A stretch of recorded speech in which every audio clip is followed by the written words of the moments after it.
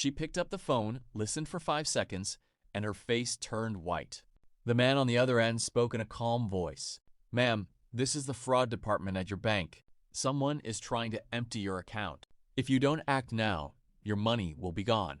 I was standing in the kitchen when I heard those words. My mom looked at me, but she didn't say anything. She simply nodded at the caller as if he could see her. Then she whispered, "Oh no. What do I need to do?" The man answered right away. "First, don't tell anyone. We are recording this call for your protection." That sentence made my stomach turn. I walked closer without making a sound.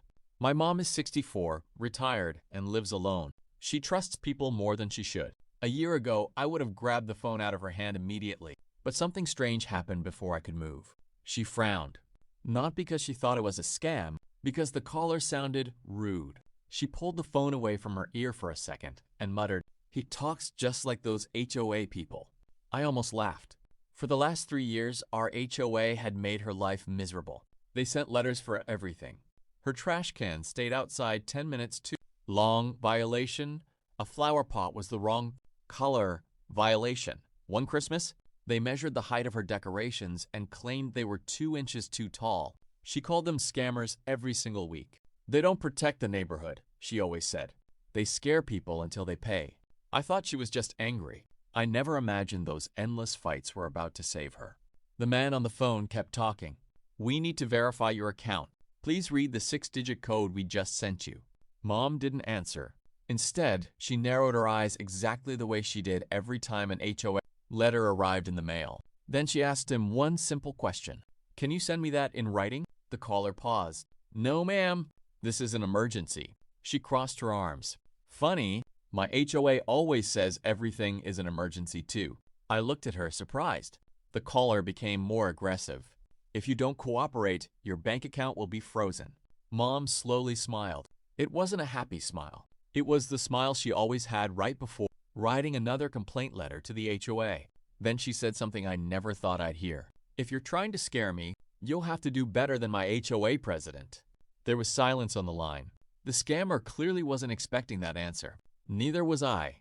And what happened in the next few minutes turned a normal scam call into something none of us could have predicted. Some people train you with kindness. Others train you by making your life miserable. The caller let out a small laugh, but it sounded forced. "Ma'am, this isn't a joke. Every second you waste could cost you thousands of dollars." Mom didn't panic. That surprised me more than anything. 6 months earlier, she probably would have believed every word. But after years of reading scary HOA letters that always ended with threats, something had changed inside her. She no longer reacted to fear first. She asked questions first. "What's your name?" she asked. "Officer Daniel." "Last name?" Another pause.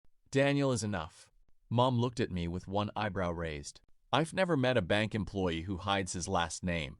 The man quickly changed the subject. "Please read the verification code." Instead, Mom asked another question. "What bank are you calling from?"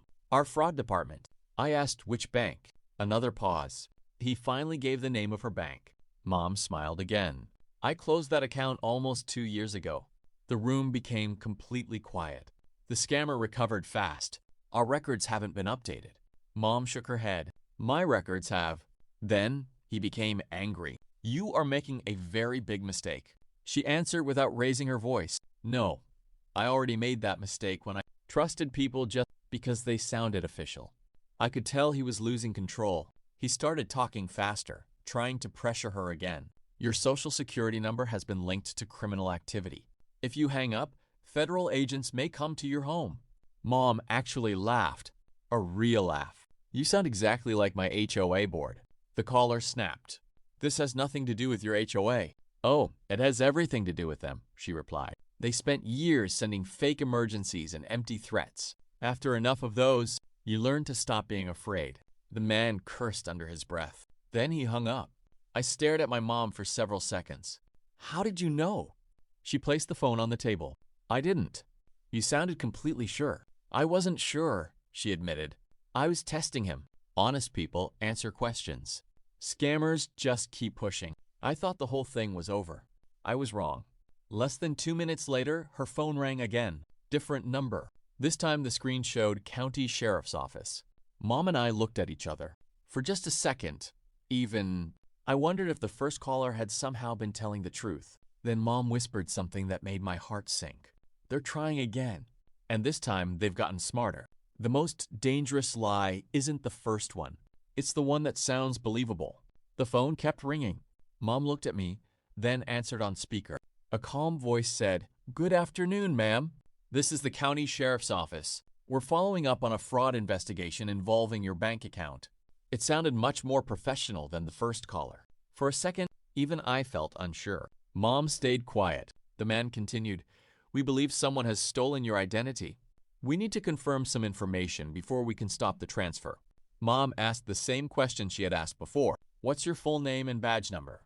He answered immediately. Then she said, "Which sheriff's office?" Another pause. He gave the county next to ours. Mom smiled. "I've never lived there." The caller quickly changed his story. "Our system routes calls through different counties." Mom looked at me and slowly mouthed, "He's lying." Then she said, "If this is real, I'll hang up and call the sheriff's office myself." The man suddenly became impatient. "Don't do that. You'll lose valuable time." That was all we needed to hear. Mom ended the call. A few minutes later, we looked up the real non-emergency number for our local sheriff's office and called them ourselves. The deputy who answered listened carefully and confirmed that they had never called her. He thanked us for reporting the scam and explained that criminals often pretend to be banks, police officers, or government agencies to scare people into acting quickly. The deputy also suggested reporting the phone numbers, blocking them, and warning friends and neighbors. Mom did exactly that, but she didn't stop there. The next HOA meeting was only a few days away. Everyone expected her to complain about landscaping fines or parking rules. Instead, she stood up and told the entire room what had happened. She explained how the scammers tried to create panic, how they demanded immediate action, how they refused to answer simple questions. Then she smiled and said, "Does any of that sound familiar?" The room went silent. Even a few board members looked uncomfortable. Several neighbors laughed. Others nodded because they had noticed the same thing. After the meeting, people gathered around Mom. One elderly neighbor admitted she had almost sent thousands of dollars to a fake IRS caller the month before. Another couple said they had received nearly identical phone calls that same week. Together, they created a neighborhood phone group where everyone warned each other about new scams. If someone received a suspicious call, everyone else knew within minutes. Just a month later, another scammer targeted an older neighbor. This time, the plan failed before it even started. The neighbor recognized the same pressure tactics, hung up immediately, and posted the number in the group. Within an hour, dozens of residents had blocked it. The scammer never got another chance. As for the HOA, something unexpected happened. The board didn't suddenly become perfect, but after seeing how fear and threats could be used by real criminals, they changed the way they communicated with residents. The harsh letters became clearer, the warnings became more respectful, and meetings became less hostile. Mom still wasn't their biggest fan. She probably never would be. But one evening, as we sat on her porch, she laughed and said, "Can you believe it? Those years of dealing with the HOA taught me the one lesson the scammers never expected." I asked, "What's that?" She looked at her phone and smiled. "Anyone who says act now or else usually wants something that doesn't belong to them. Sometimes the way experiences teach the most valuable lessons." My mom's HOA had been a nightmare, but by teaching her to question every threat, every demand, and every fake emergency, it accidentally saved her from losing everything. Fear makes you react. Questions protect you.